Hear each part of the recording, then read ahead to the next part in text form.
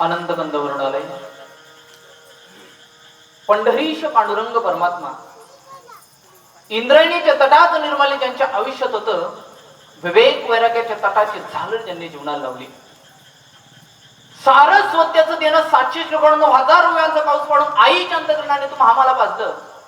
साधकाचा मायबाप चिंतकाचा चिंतामणी विठोबाचा प्राणसका ज्ञानियांची संजीवनी योगियांचा मुकुटमणी कैवल्याचा पुत्र माऊली महाविष्णू ज्ञानराजा. अवघ्या विश्वाला पंचम वेद ज्यांनी निर्माण करून दिलं, कमरेला उपर्ण बांधलं, डोक्याला फेटा बांधला, चिपळ्यांची नाच झाली, विण्याची नाच झंकार झाली. कारुण्य भावाने आकाशाकडे पाहत इंद्रायणीच्या वाळवंटात भक्तिभावचा डाव रंगवला गेला. इंद्रायणीच्या महापुरामध्ये भक्तीचं कार्पण्य धून निघालं. अवघा महाराष्ट्र या भक्तिरसामध्ये चिंब झाला, ओला झाला. गळ्यामध्ये तुळशीच्या माळा आल्या, कपाळावर गोपीचंदन टिळा आला आणि हृदयामध्ये वैष्णवांचा कळवळा निर्माण झाला. काही गाव सुजान झाली, सात्विक झाली, सुपीक झाली आणि गळ्यामध्ये तुळशीची माळ घालून विना अडकून विना झंकारून देवनाम गाऊ लागली. गावोगावात सप्ताहांची निर्मिती झाली, कार्यक्रमांची निर्मिती झाली. खऱ्या अर्थाने 4000 अभंग जगद्गुरु तुकोबारायांनी निर्माण केले. 4000 अभंग जगद्गुरु तुकोबारायांनी निर्माण केले आणि ते अभंग घेऊन कीर्तनकार गावोगावी फिरू लागली, समाजाची म्हणून नांगरू लागली. आणि त्यातनंच एक महाराष्ट्राच्या पटलावर असलेलं आपलं हे दैदिप्यमान शहर म्हणजे आपलं हे धुळे शहर. बरोबर. आणि दादा उत्तरार्धाकडे चाललेली सेवा, खऱ्या अर्थाने मी काय कीर्तन करावं? तुम्ही सर्व सुज्ञ मंडळी या ठिकाणी बसलेत. मी काय कीर्तन करावं? माझ्यासारख्याने कीर्तन सांगणं म्हणजे पणतीने सूर्याला प्रकाशाचं महत्व सांगण्यासारखे नाही. काय माझ्यासारख्याने कीर्तन सांगणं म्हणजे नळानं समुद्राला पाण्याचं महत्व सांगण्यासारखे. मज पामर आहे काय थोरपण आणि पायीची वाहन पायी बरे विठाला.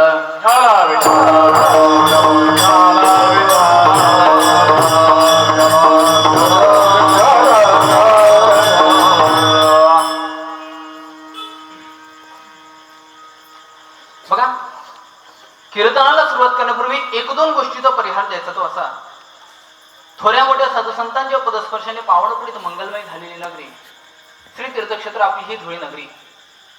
आणि या धुळे नगरीमध्ये खऱ्या अर्थाने उत्तरार्धाकडे हा आपली ही सेवा चालली, आपलं ही कीर्तन चाललेलं आहे. आज आपल्या सगळ्यांना ज्ञातच आहे आपण कशा निमित्ताने किंवा कशासाठी किंवा कशामुळे आपण या ठिकाणी काय झालोय, एकत्रित झालोय. बरोबर. आई तुम्ही बोलत चला बरं का माझ्याशी.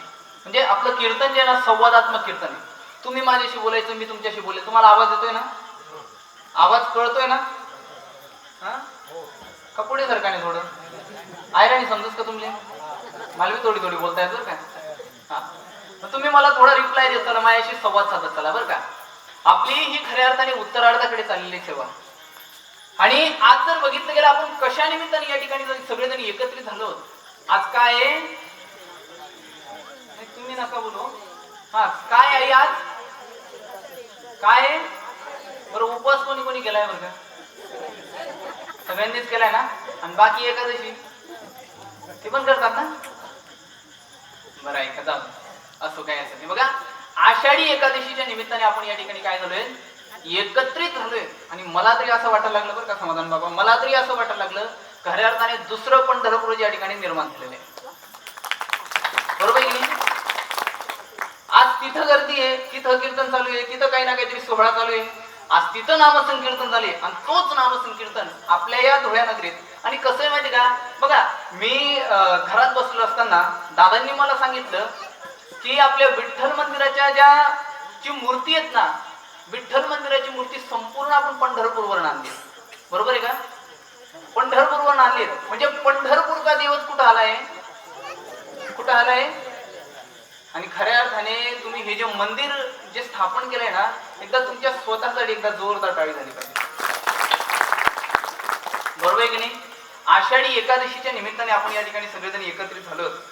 ज्यांच्या माध्यमातून ही सेवा, कीर्तन सेवा माझ्या वाटेवर आली. मला समाधान बाबांचा फोन आला आणि म्हटले, महाराज तुम्हाला आजच्या या दिवसाची कीर्तन सेवा करावं लागेल. म्हटलं चालेल बाबा, काही हरकत नाही. आणि तुमची सेवा करण्यासाठी या ठिकाणी मी पोहोचलोय. विठाला विठाला.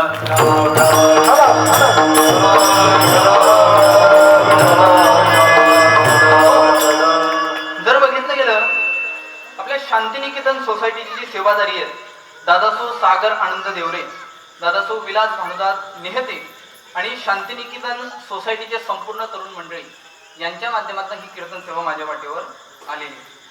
आज जर बघितलं गेलं आपल्या उत्तरार्धाकडे चाललेली सेवा आणि इतका छान कार्यक्रम केला, इतका छान प्रोग्राम केलाय.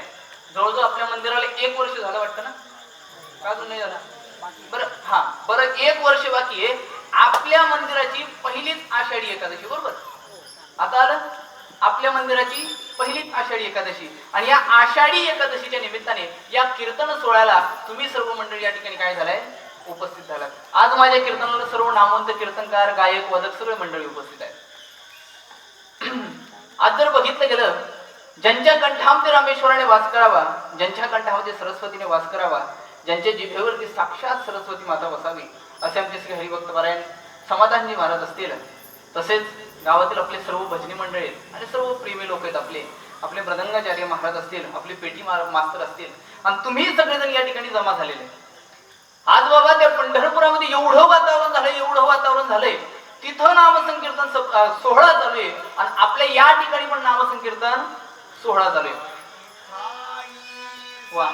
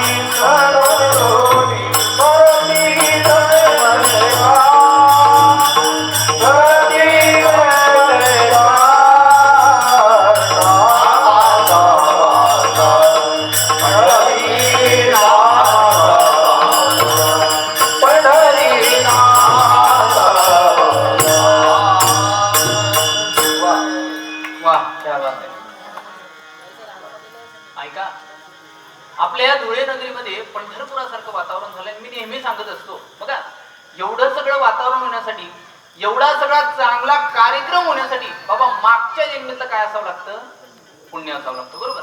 मागच्या जन्मीतलं पुण्य असल्याशिवाय एवढ्या सगळ्या गोष्टी होत नाही. बोलत चला नाही, तुम्ही बोलत चला. मागच्या जन्मीतलं पुण्य असल्याशिवाय एवढ्या सगळ्या गोष्टी होत. मी तुम्हाला उदाहरण दिलंय का, एखादा मोटरसायकलवाला एखाद्या हायवेवरनं, रस्त्यावरनं भरधाव वेगाने जातोय आणि समोरून भरधाव वेगाने ट्रक येतोय, वरून पाऊसही पडतोय आणि समोरून भरधाव वेगाने येणारे ट्रकने त्याला उडवलं, धडकन रक्ताच्या थारोळ्यात पडलेला आहे.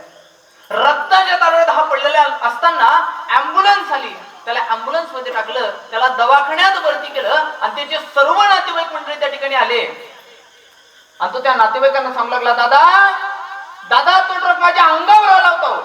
काय म्हणतो तो, दादा तो ट्रक माझ्या अंगावर आला होता, मला वाटलं नव्हतं मी वाचीन, पण काही ना काहीतरी माझ्या मागच्या जन्मीचं काय अडवालं. बोलत चला बाबा, काय अडवालं, पुण्य अडवालं, म्हणून मी वाचलो. ऐका बाबा, माणूस मरणातून वाचला का माणूस पुण्य लावतो. बाबा याच्याही पुढे जाऊन सांगू, एखाद्याला चांगली नोकरी लागली ना, काय एखाद्याला चांगली नोकरी लागली ना, तरी लोक म्हणतात माझ्या वाढ वडिलांनी काही ना काहीतरी पुण्य करून ठेवलं, बरोबर की नाही? याच्याही पुढे जाऊन सांगतो बाबा, ऐका, माणूस मरणातून वाचला का माणूस पुण्य लावतो. एखाद्याला चांगली नोकरी लागली याच्यावरही पुण्य लावतो. बाबा याच्याही पुढे जाऊन सांगतो, एखाद्याला चांगली बायको जरी भेटली ना, काय म्हणतोय मी, एखाद्याला चांगली बायको जरी भेटली ना, तरी लोक म्हणतात माझ्या वाढ वडिलांनी काही ना काहीतरी पुण्य करून ठेवलं. आहे की नाही बाबा? माणूस व्यवहाराच्या, संसाराच्या जर साध्या गोष्टीत पुण्य लावतो, मग भगवान परमात्म्याची प्राप्ती होण्यासाठी पुण्य लागत नाही का दादा? लागत नाही? लागतच ना. असं म्हणतात, अरे जिंदगी में सपने तो हर कोई सजाता है, जिंदगी में सपने तो हर कोई सजाता है, लेकिन भगवान हर किसी का सपना पूरा नहीं करते. जिंदगी में सपने तो हर कोई सजाता है, लेकिन भगवान हर किसी का सपना पूरा नहीं करते. और इस धर्म मंडप में तो हर कोई आना चाहता है, लेकिन आता तो वही है जिसे मेरे भगवंत बुलाते हैं, जिसे मेरे भगवंत बुलाते हैं. संत समागम हरि कथा तुलसी दुर्लभ जिन परिमा साहेब बराबर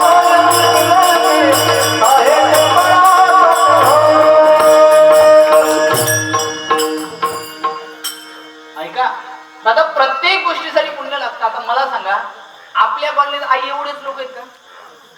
बोला ना, एवढेच लोक आहेत का? नाही ना, भरपूर लोक आहेत ना.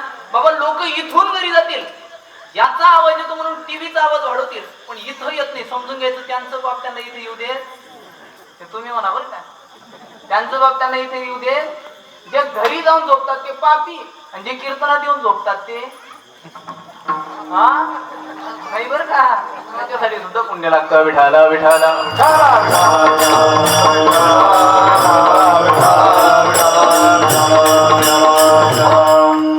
बघा महाराज, आज आपण या ठिकाणी आषाढी एकादशीच्या निमित्ताने आपण या ठिकाणी सगळेजण काय झालोय, एकत्रित झालोय. सगळेजण आज आपण या ठिकाणी जमलेलो आहे. बरं, तुम्हाला माहिती का जी एकादशी, ते एकादशीची निर्मिती कशी झाली बरं का? माहिती काय तुम्हाला? त्याची कथा काय माहिती तुम्हाला? ऐका, तुम्हाला त्याची थोडी 2 मिनिटात कथा सांगतो मी तुम्हाला. ऐका. ज्या वेळेस मूर नावाच्या राक्षसाने संपूर्ण इंद्रलोकावरती राज्य केलं, आणि इंद्रलोकावरती राज्य केल्यानंतर संपूर्ण जे देवता होते ना, त्या संपूर्ण देवतांना पळवून लावलं. आता संपूर्ण देवतांना पळवून लावल्यानंतर संपूर्णच्या सगळे देवता कुठं जातील? कुठं जातील? भगवान विष्णूंकडे. ऐका, भगवान विष्णूंकडे गेले आणि भगवान विष्णूंनी सांगितलं, देवा तो मूर नावाचा जो राक्षस आहे ना, त्या मूर नावाच्या राक्षसाने संपूर्ण धुमाकूळ माजवलेला आहे. संपूर्ण इंद्रलोकावरती त्याने प्रहार केले. इंद्रलोक त्याने जिंकलेले. काही ना काहीतरी करा भगवंत. त्यावेळेस विष्णू भगवान निद्राधीन असताना ते जागी झाले, आणि जागी होताच ते मूर नावाच्या राक्षसाजवळ गेले, आणि मूर नावाच्या राक्षसाजवळ गेल्यानंतर त्या मूर नावाच्या राक्षसासोबत युद्ध खेळायला लागले. ऐका आई, माझ्याकडे लक्ष द्या. त्या मूर नावाच्या राक्षसासोबत युद्ध खेळायला लागले. अनेको दिवस युद्ध चाललं, पण अनेको दिवस युद्ध चालून सुद्धा तो मूर नावाचा जो राक्षस होता ना, तो मूर नावाचा राक्षस आटोक्यात काही येत नव्हता. झालं असं, भगवान विष्णू परमात्मा युद्ध खेळताना एका गुहेमध्ये गेले, आणि एका गुफेमध्ये गेल्यानंतर त्या ठिकाणी त्यांनी थोडी विश्रांती घ्यायचा प्रयत्न केला. झोपी गेले, आणि झोपल्यानंतर जो मूर नावाचा राक्षस होता ना, तो मूर नावाचा राक्षस भगवंताच्या मागे मागे काय आला? मागे त्या गुहेत आला. त्या गुफेत आला, आणि जसा भगवंतासमोर आल्यानंतर भगवंताच्या अंगातनं, बाहुभुजेतून, नेत्रातून, संपूर्ण शरीरातून एक तेज प्रकट झालं, आणि त्या तेजातूनच एका देवीने जन्म घेतला. ऐका, त्या तेजातून एका देवीने जन्म घेतला, आणि ज्या वेळेस त्या देवीने जन्म घेतला, तिने मुरासोबत युद्ध केलं, आणि मुरासोबत युद्ध केल्यानंतर अनेको दिवस युद्ध झालं. मुराचा वध झाला, आणि भगवान परमात्मा निद्रेतनं काय झाले? जागे झाले. जसे भगवान परमात्मा जागे झाले, भगवान परमात्माने विचारलं की देवी तू कोण आहे? त्या देवीने सांगितलं, मालक, मी तुमच्या तेजातून जन्माला आलेली आहे, आणि माझं नाव एकादशी. ऐका, माझं नाव काय आहे? एकादशी. मी तुमच्या तेजामधून जन्माला आलेली आहे. त्यावेळेस भगवान परमात्म्याने ती जी एकादशी होती, एकादशीला वरदान दिलं की जा, ज्यावेळेसही माझे भक्त तुझं पूजन करतील, तुझ्या नामाचा जप करतील, माझ्या नामाचा जप करतील, रात्रभर चिंतन करतील, त्यांना मी मोक्ष प्रदान करेल. असा काय केला? एकादशीला वरदान दिला, वर दिला. आणि बघा, महिन्याभरामध्ये किती एकादशी येत असतात बरं का? 2 एकादशी असतात ना. 2 एकादशी येत असतात, पण आषाढ शुद्ध ही जी एकादशी असते, या एकादशीला विष्णू भक्तांसाठी अनन्यसाधारण काय असतं? महत्व असतं. अनन्यसाधारण महत्व असतं. आणि याच एकादशीपासनं, याच आषाढी एकादशीपासनं आज भगवान काय होतात? निद्रिस्त होतात, निद्राधीन होतात. यालाच कोणती एकादशी म्हणतात? बरोबर, यालाच देवशयनी एकादशी सुद्धा म्हणतात. आजच्या दिवसापासून पुढील 4 महिने भगवंत झोपी जातात. भगवंत झोपी गेल्यामुळे, भगवंत जागी न राहिल्यामुळे जे शुभ कार्य असतात, शुभ कार्य सुद्धा काय केले जातात? थांबवले जातात, बंद केले जातात. मग भगवंत झोपी गेल्यानंतर नेमकं कार्य कुठले करतात? तर भगवंत एकदा झोपी गेले, भगवंत झोपल्यानंतर फक्त कुठले कार्य करतात? भगवंताची देवपूजा करतात, जप करतात, तप करतात. आणि सगळ्यात महत्वाचं म्हणजे असं शास्त्रामध्ये वर्णन येतं की या दिवसात माणसाने तीर्थयात्रा भ्रमणासाठी काय केलं पाहिजे? गेलं पाहिजे, असं भगवंत सांगत असतात. असं त्या पद्मपुराणामध्ये आढळलेलं आहे. अजून पद्मपुराणामध्ये एक अशी कथा येते. बरं, एकादशीची निर्मिती झाली, मग आषाढ एकादशीची कशी निर्मिती झाली बरं? माहिती आहे का तुम्हाला? आषाढ एकादशीचं महत्व असं आहे, आजची जी एकादशी आहे तिचं महत्व पद्मपुराणामध्ये असं सांगितलेलं आहे. पद्मपुराणात कथा अशी आढळते की कौशल नावाचा एक ब्राह्मण होता आणि त्या कौशलाची जी पत्नी होती तिचं नाव होतं सुमेधा. काय? सुमेधा नाव होतं. दोघंही जंगलात राहायचे. जंगलात राहत असताना दोघंही चांगला संसार करायचे. एका कुटियेमध्ये राहायचे. आणि तो जो कौशल जो होता ना, कौशल रोज जप करायचा, रोज तप करायचा, रोज भगवंताची पूजा करायचा. पण एवढी भगवंताची पूजा करून सुद्धा त्याला धन काही प्राप्त होत नव्हतं. समृद्धी नव्हती, घरात ऐश्वर्य नव्हतं, काहीच नव्हतं. त्यावेळेस त्याने विचार केला. तो सुमेधाला म्हटला, अगं आपण रोज भगवंताची पूजा करतोय, रोज आपण देवपूजा करतोय, मी नामस्मरण करतो, मी रोज जपतप करतो, आणि एवढं करून सुद्धा आपल्यावर एवढी गरिबी. त्यावेळेस ती सुमेधा म्हटली, मालक काळजी करू नका, थोडे दिवस थांबा, भगवंत एक दिवस नक्की आपल्याला दर्शन देतील आणि आपली जी गरिबी आहे किंवा आपल्याकडे ऐश्वर्य काहीच नाही ना, आपल्या घरात धन धान्य ऐश्वर्य भरून दिल्याशिवाय राहणार नाही. ऐका, एक दिवस झालं असं की एक ऋषी त्या ठिकाणी आले. ऋषींचं नाव आहे लोमेश. ऐका बरं का, लक्षात ठेवायचं. ऋषींचं नाव काय आहे? लोमेश. लोमेश नावाचे ऋषी त्यांच्या कुटियाजवळ आले. त्याला विचारलं, कौशलला विचारलं की बाबा, अरे तू एवढा जपपाट करतो, एवढं ध्यान करतो, एवढं भगवंताची पूजा करतो, पण एवढी पूजा करून सुद्धा तुझ्या घरात एवढी गरिबी, अरे ऐश्वर्य काहीच नाहीये, तू एवढा गरीब कस काय?